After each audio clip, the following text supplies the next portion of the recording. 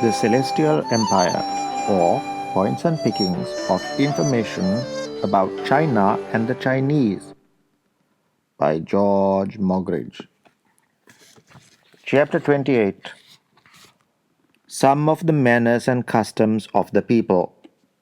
The manners and customs of so strange a country as China, as a matter of course, must be strange to an European. Those who have not paid a visit to the Celestials have heard such odd accounts of them that to suppose them thinking, speaking, or acting, eating, drinking, or dressing, marrying, or burying, rejoicing, or mourning like English people is hardly a supposable case. If it could be proved to be true that the Chinese were like other people, the fact would yield disappointment and not pleasure. You may, however, rest satisfied that their manners and customs are odd and that the Chinese have a Chinese way in all they think and do and say.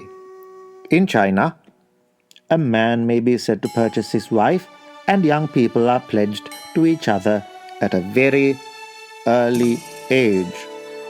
If I were asked what qualities in a woman stood the highest in the estimation of a Chinaman, my answer would be affection, obedience, fidelity, and a grave and dignified deportment, to which must be added the charm of little feet, without which all the rest would be sadly undervalued.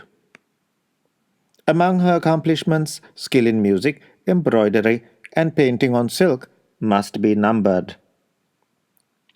Lowly as females are estimated in China, a Chinaman regards his countrywomen as the fairest and best in the world. If he did not do this, he would deserve to be bambooed and bastinadoed with his own tail, knotted for the occasion into the bargain. Seldom is a marriage contracted in China without having recourse to astrology and divination. When the parents of a marriageable young man have discovered by the aid of the diviner that omens on the earth, the flight of birds in the air, and the stars in the heavens are in favor of his being happy, if united to any particular young lady, a go-between, and what countries there are beneath the skies where go-betweens are not to be found, is employed to treat for the lady. A written promise of marriage is obtained, and suitable gifts are presented on the part of the would-be bridegroom. When the nuptial day is fixed, which is first ascertained by astrology to be a lucky one, and preparations made for the marriage ceremony, the young man, adding another name to his own, meaning to love and cherish, wears a tuft of scarlet as a symbol of the joy of his heart, and the young lady, changing her manner of dress and altering the braiding of her hair, puts on a thoughtful demeanor and hides herself in deeper seclusion. Among the presents given by friends on the day of nuptials, wild and tame geese, as emblems of fidelity and domestic virtue, are usually found. Nor is it an uncommon thing to have the figure of a goose carried in the marriage procession. The bridegroom and his friends, with a posse of attendants, go with a highly ornamented chair to fetch home the bride, with plenty of music and plenty of lanterns. To describe the procession is somewhat difficult, varying as it does in different cases. But usually, if the party is of any consequence, it is swelled out by a long train of hired persons with dresses of different kinds. If there were less show and more affection in Chinese marriages, the change would be for the better. But indeed, the same remark may be made of European marriages, though not with equal propriety. In Chinese marriage processions may often be seen a goodly stock of comforts for the storehouse, the cupboard, and the larder, and a goodly show of furniture for the habitation. Jars of sweetmeats, wine and spirits, chairs, tables, gay cushions and ornaments, to say nothing of the fowls in their cages and the fat hog grunting in the painted palanquin in which he is carried. The band of music, the red robed musicians, the image of the 4-footed dragon, the splendid chair covered with gold bearing the bride, and the large sedans that follow make an imposing scene. Music and songs await the bride on her arrival at the dwelling of her husband, where an apartment is ready prepared and delicacies are spread on the table. The wine cup is handed to them, and the marriage contract sealed by each sipping a little of its contents. The family gods are worshipped by the young couple on the following day, and on the third, the bride visits her parents in state. For a full month, the ceremonies are prolonged when the parents of the bride give to their son and daughter the crowning nuptial feast. I wish I could say that after the marriage, the young bride was uniformly treated with respect and kindness. Where there is true affection, this is in some degree the case. But as marriages are not the result of affection in China, so it follows, in the greater number of cases, that the wife is a mere drudge. She is altogether in the power of her husband, who, if he do not absolutely break her bones, may chastise her at his own pleasure. If she be not patient, uncomplaining, obedient, diligent, and obliging, she is soon taught that her husband can play the tyrant. Chinamen are not allowed to see those whom they wed till they are betrothed to them. How can they be expected to dwell together in affection? This custom of itself is quite enough to make us thankful that we dwell in a Christian country. Let the sleek heads then enjoy as well as they can their lanterns and lacquered boxes, their beads, bamboos, birds' nests and butterflies, their carvings, chopsticks and china, their fans, flower stands, and pictures of 5-clawed dragons, and make the best of their customs while we value ours. You will like to see, I dare say, the copy of a Chinese card of invitation. The following was sent by a Chinese on the occasion of his marriage to a foreigner, and hardly will you be able to decide whether it expresses most humility or politeness. To the great head of literature, venerable firstborn, at his table of study. On the 8th day of the present moon, your youngest brother is to be married. On the 7th, having cleansed the cups, on the 10th he will pour out wine, on which day he will presume to draw his lowly abode, the carriage of his friend. With him he will enjoy the pleasures of conversation and receive from him instruction for the well-regulating of the feast.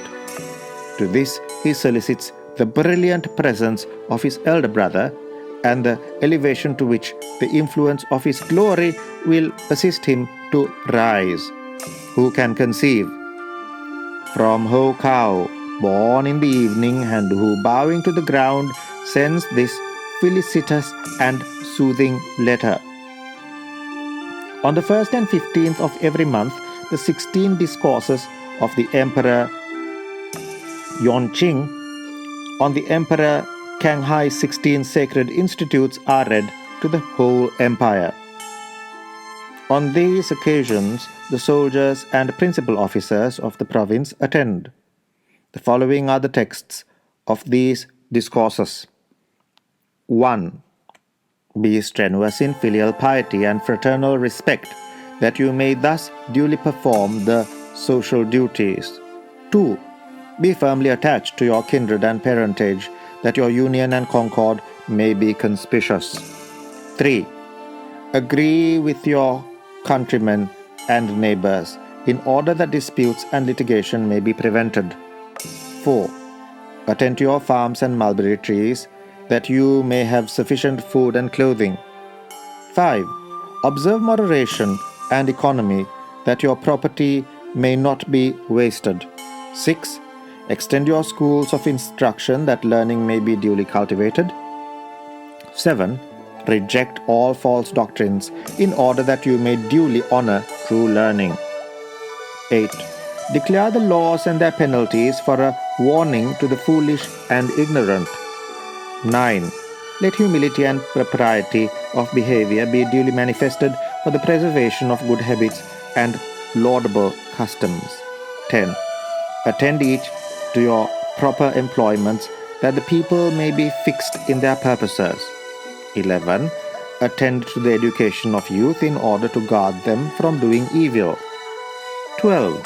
Abstain from false accusing that the good and honest may be in safety. 13. Dissuade from the concealment of deserters that others be not involved in their guilt. 14. Duly pay your taxes and customs to spare the necessity of enforcing them. 15. Let the tithings and hundreds unite for the suppression of thieves and robbers. 16. Reconcile animosities that your lives be not lightly hazarded. A few of the discourses on the above maxims follow. They will enable you to judge of the way in which the Chinese treat them. This filial piety is a doctrine from heaven, the consummation of earthly justice, the grand principle of action among mankind. The man who knows not piety to parents can surely not have considered the affectionate hearts of parents towards their children. When still infants, in arms, hungry, they could not feed themselves, cold, they could not clothe themselves, but they had their parents who watched the sounds of their voice and studied the traits of their countenance, who were joyful when they smiled, afflicted when they wept, who followed them step by step when they moved, who, when they were sick or in pain, refused food and sleep on their account. Thus were they nursed and educated until they grew up to manhood. Formerly, in the family of Chiang Kung-tse, 9 generations lived together under the same roof. In the family of Chiang She of Kangchao, 700 partook of the same daily repast. Thus ought all those who are of the same name to bear in remembrance their common ancestry and parentage. Economy should therefore be held in estimation. A store is like a stream of water, and moderation and economy are like the dams which confine it. If the course of the water is not stopped by the dam, the water will be constantly running out, and the channel at length will be dry.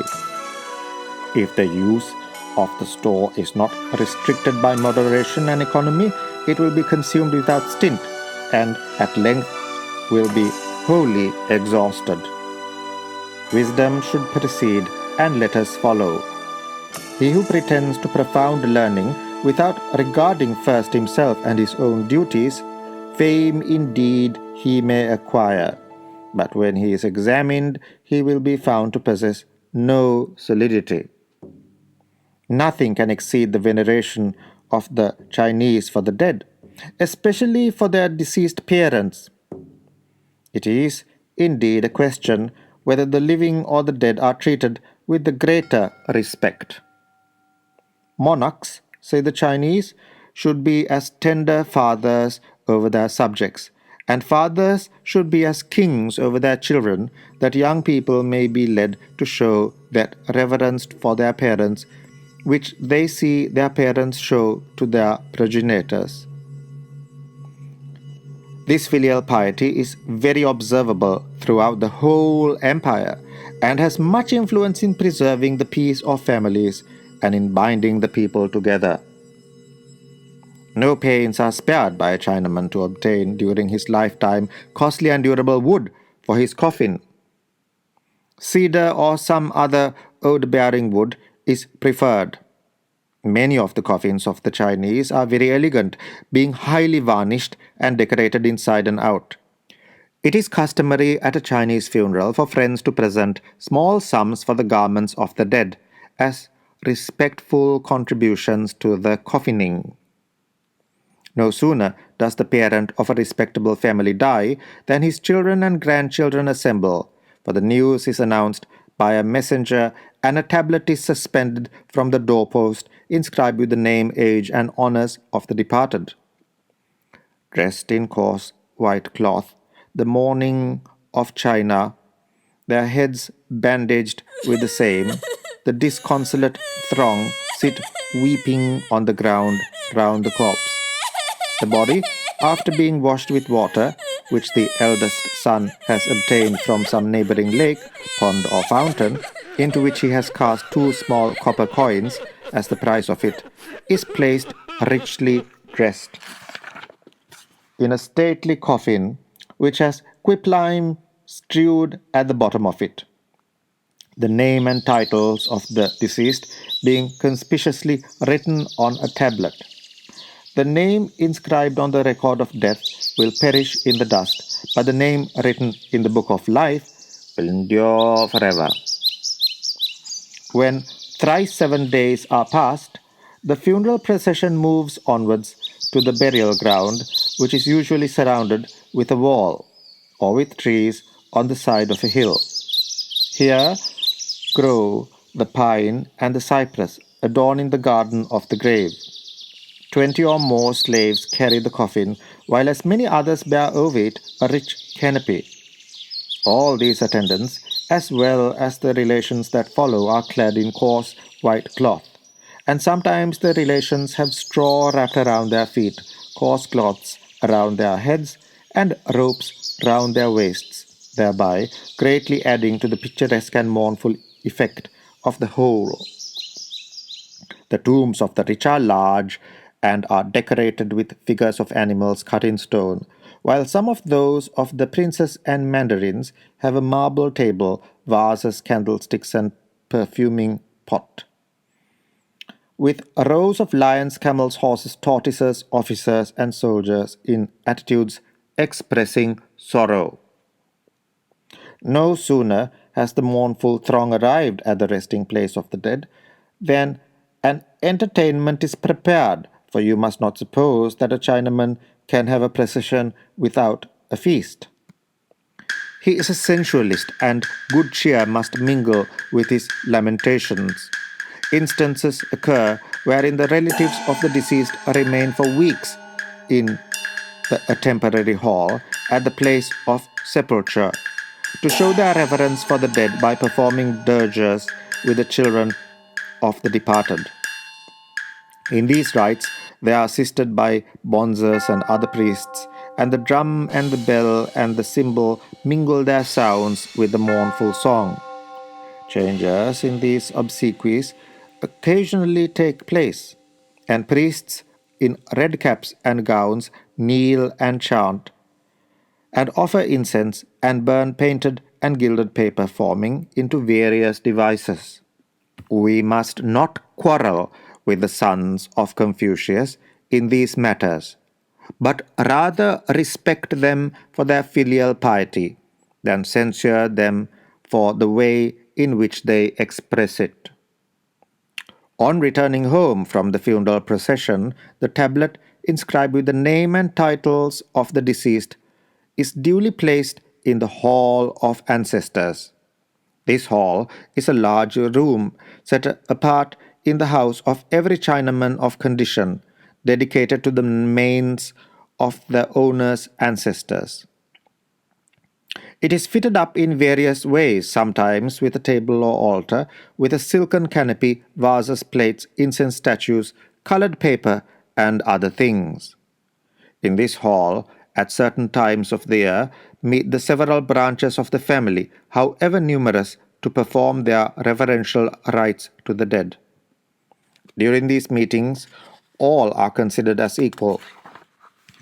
Poverty is treated with respect, and rank remains unacknowledged. All guests are equal in that solemn hour. For what has death to do with rank and power? The Chinese mourn 3 years for a parent, during which time they much seclude themselves and practice many austerities, seemingly devoting themselves to sorrow. I told you before that when an emperor dies, the whole nation goes in mourning. 300 million mourners. The following is a Chinese prayer at an ancestor's tomb. This 13th year of the reign of Tao Kuang, 1833, the year being Kui Ze, the 30th year of the cycle, in the second month of the spring after the new moon, the 16th day, at the happy Tsingming term, propriety requires that the spring sacrifice should be offered, the grass mowed down, and the brambles cut away. Reverently have we prepared pigs, sheep, fowls, and fresh hams, seasonable vegetables, fruits, incense, rich wines, gold, silver, and precious things, that is, tinsel papers, and venture to announce the same to the soul of our great progenitor, the venerated prince. Behold, man has progenitors and parents, as water has springs and trees have roots. When the roots strike deep, the branches are abundant, the foliage rich, and forests are formed. When springs of water are large and flow far, they enrich the soil and diffuse fragrance. We look wishfully and pray the souls in Hades to shelter and assist us, their descendants, that we may be prosperous. May age after age be decked with badges of honor. May long enjoy riches and rank. May, like the melon creeper and the cotton fiber, be continually happy and never extinct. May, for myriads of ages, be illustrious spirits. Prostrate, we pray you to come to enjoy and view these sacrifices. With sincerity, these prayers are offered up.